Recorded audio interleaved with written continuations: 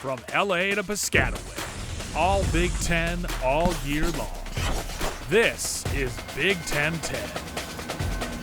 It's that time of year, folks, where maybe we start drinking that red Kool-Aid a little bit, right? We start thinking of all the great things that could be Nebraska football. We start to get hyped up a little bit. But there are big-time reasons for everybody in Husker Nation to be excited. And to talk all things Nebraska's upcoming spring game, we welcome in Jon Johnston from Corn Nation joining us here today. And, Jon, when we focus on this Nebraska team, all eyes, all of the hype, all of the anticipation is drawn to the quarterback position. Now, some might say it is a three-man battle with Dylan Raiola, Daniel Kaelin, a couple of true freshmen there, and then, of course, you've got Heinrich Haarberg from last season. But I think we're all kind of anticipating that Dylan Raiola is going to be the starting quarterback.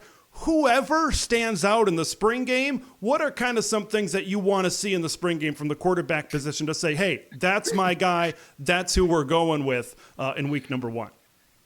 I want to see two things from the quarterback.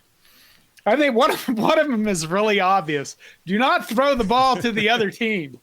If any one of our quarterbacks throws the ball to the other team, if it's a potential starter, if Dylan Raiola does that, God help everybody in the stadium is probably going to pass out. The second thing I want to see is this.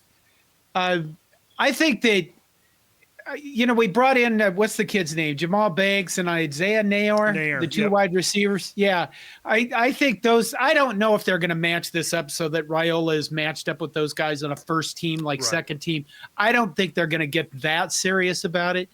But I think that, just crisp passing. We spent the entire season last year not even seeing an offense. I mean, the beginning of the year, we lost Isaiah Garcia Castaneda, receiver. Marcus Washington went out. Gabe Irvin, running back, went out. Ramir Johnson, who I think is one of the most explosive playmakers. Mm-hmm. Maybe some kind of preview of what our quarterbacks can do with healthy receivers. Let's talk about what this offense could look like in 2024, because you kind of mentioned it with the injuries and, of course, all of the turnovers last year. We never really got to see what I don't think Marcus Satterfield really wanted to put out there, because when you got past the turnovers, you got the injuries. And then you throw in Heinrich Haarberg, and you were dealt a hand where you had to almost play option football because of his limitations as a passer. What do you believe that this offense will truly look like in this spring game? Because there's a lot of interesting things to take into account here. In theory, you will have better arm talent, right, with Dylan Raiola or Daniel Kaelin or whoever it is between those two at quarterback, but they are true freshmen, and they were in high school just a handful of months ago. How do you think that's all going to shake out, not only in the spring game, but as we get closer to fall? Ooh. Well, they're expected to be supermen immediately. The moment you take off your high school uniform and put on a college uniform, there's this amazing transformation that we all hope happens at Nebraska, and we win, I don't know. I know people are probably going to say we just want to go to a bowl game, but that's a lie. We want more than that. I want more than that. But I think last year, like you said, we didn't really even get a chance to run an offense. I think if you speculated, and that's what the offseason is, right? This is the fun time of year where we got to make up all our dreams come true in our head. Dylan Raiola, in terms of the level of recruit he is at quarterback, we've never recruited a guy like that before. We've recruited some, Tommy Fraser, some of those guys in the past when we were really actually good at football years ago. I don't want to cry on your program. But we have recruited now a guy he's not a running quarterback. You're not going to watch Dylan Raiola run the option. You're not going to watch Danny Kaelin run the option. You're going to watch him basically get back in a pocket, and maybe they can scramble a little bit and be a little bit mobile, but they're going to throw the ball. And that's going to be different for, Nebraska's entire mind. I'm old, and we've always been run the ball guys.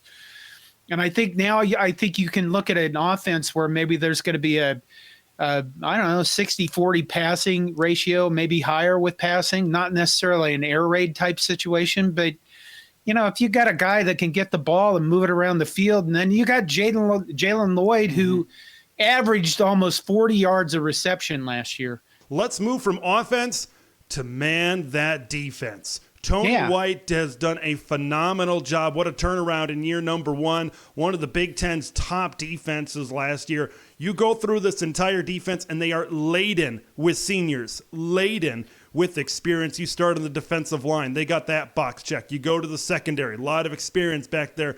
That's checked. Let's talk about the linebacker group for a minute. Javin Wright, John Bullock are probably going to be your experienced guys in the middle of that room. How do you see kind of the rest of that room shaping out? Because there's maybe some younger talent in there that could maybe step in the depth part of that group. Well, what's the phrase? Get old, stay old. Yep. Right, to get experience in Nebraska. Really, when you looked at Nebraska's the game books last year, that's the official books they put out for participation, things like that. Nebraska consistently played like 20 guys on defense. There is a lot of experience, and I think there's a lot of experience across the board. You mentioned Bullock and Wright. There's MJ Sherman, Chief Borders. Yeah. I don't know if he probably didn't live up to what we wanted him to last year, but he did, we'll see what he can do this year. Thing with the 3-3-5 is, what is the difference between a linebacker and a rush in or an outside linebacker or a guy on the line? That's all that kind of mushy, we're moving up to the line thing. So I think that the linebacking core has a lot. I think there's talent across the board. There's depth across the board.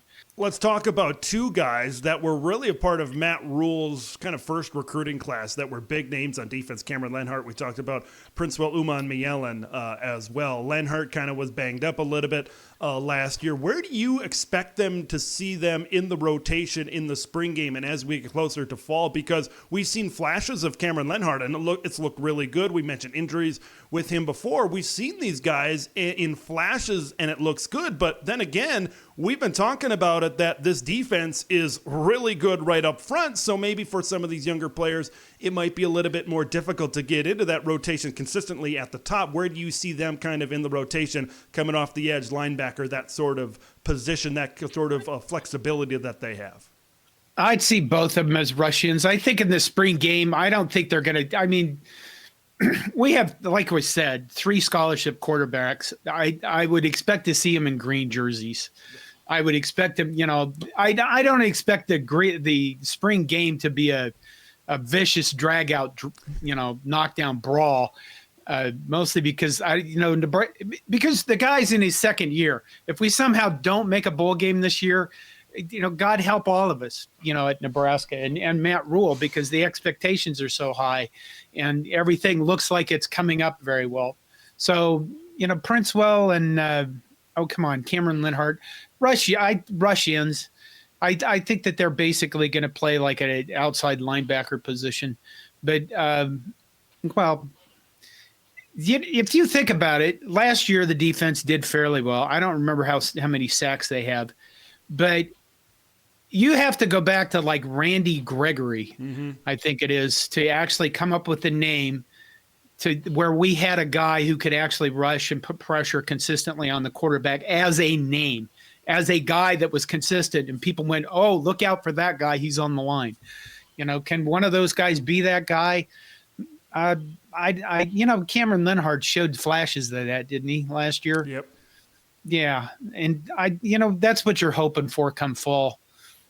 Like the spring game, I'm going down to Nebraska. I live in Minnesota. I'm going to Nebraska for the spring game because it's a great get together, and I get to get away from everything here and go down and be with a whole bunch of people that love Husker football as much as I do, or maybe not as much as I do because I'm a little obsessive. But it's going to be a fun weekend. That's what I'm looking forward to, is actually having fun and honestly, let's be honest, it's quarterback. That is the main focus. Yeah. It really seems like in this game, because the defense is so strong. You feel pretty good about what's kind of at the skill positions in the offensive line. Like we said, they've brought in 2 transfer wide receivers. I think you got to watch out for Dante Dowdell transferring over from Oregon. That's a name I think Big Ten fans might have to keep an eye on as well. You mentioned Ramir Johnson, of course, Gabriel Jr. coming off of an injury as well. John, it should be a fun spring game. Have fun. I'm going to say over there. I guess it's down there a little bit going from Minnesota to Lincoln as well. So thanks for joining us here today. Okay. Thank you for having me. Thanks for watching Big Ten Ted, where it's all Big Ten all year long. Make sure to like the video to spread the word of Big Ten Ted to the masses, and subscribe to the channel for updates on Big Ten content that drops every day.